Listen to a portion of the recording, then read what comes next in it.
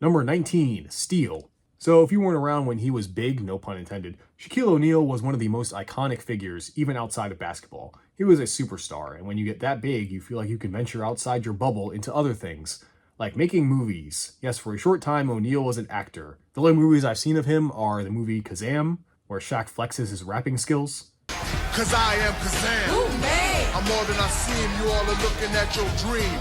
In your coffee, I'm the queen. And today's subject, he played comic character John Henry Irons in the movie Steel. Steel is a character that was created after the death of Superman, who made a suit that mimicked his powers to fill the void after his death. Personally, despite his connection to Superman, I always thought of Steel as a Walmart version of Iron Man. So I never understood why they chose him as the first black superhero to star in a feature film. Either way, we have this, and for the first superhero movie starring an African American, a milestone for our people, I can see why they didn't give us another one for so long. John Irons, played by Shaq, is a genius weapons designer for... Sorry, I can't say that with a straight face. Another science officer, Nathaniel Burke, causes a laser to explode, making everyone die, paralyzing John's friend, Susan Sparks. Instead of getting properly punished, Burke just gets a slap on the wrist. And for this light punishment, John,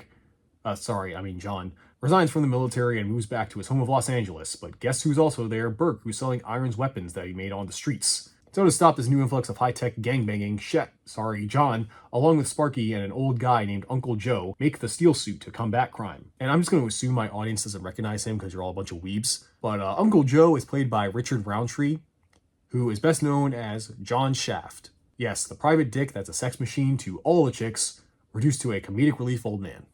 This movie is just boring. It's the most basic bitch cookie-cutter superhero flick you can think of, in an age where that wasn't even really a big thing at the time. And a lot of it is brought down by Shaq. Look, I know this may be controversial, but I don't think Shaquille O'Neal is a very good actor. I feel like I've acted better than him in the stupid skits I've done for my videos. Everyone else is okay, I guess mainly because they're actual actors.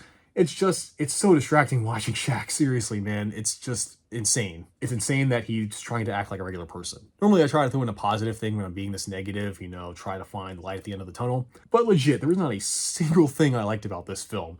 It sucked. So yeah, it's the first time so far I can say that this is a movie I absolutely do not like anything about it. Because you know what? I don't mind a bad movie. I do mind a boring one, because that's 90 minutes of my life I'm never going to get back. Well, I did the metal work. I especially like the shaft.